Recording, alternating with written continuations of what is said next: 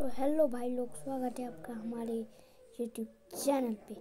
तो आज हम आपको बताने वाले हैं कि माइनक्राफ्ट कैसे आप फ्री में डाउनलोड कैसे करेंगे। तो आज हम आपको बताने वाले हैं। ये आप देख सकते हैं, यहाँ हमारे हम क्रोम ऐप निकाले, देख सकते हो आप। उसके बाद हम बैक किए, आपको न्यू टैब में जाना है। उसके बाद आपको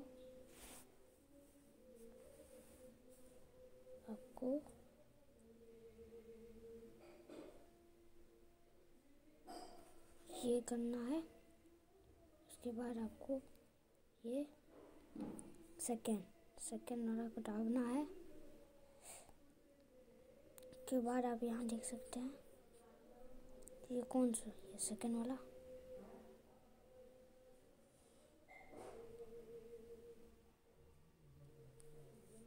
आप देख सकते हैं डाउनलोड हो रहा है। बाय बाय दोस्तों।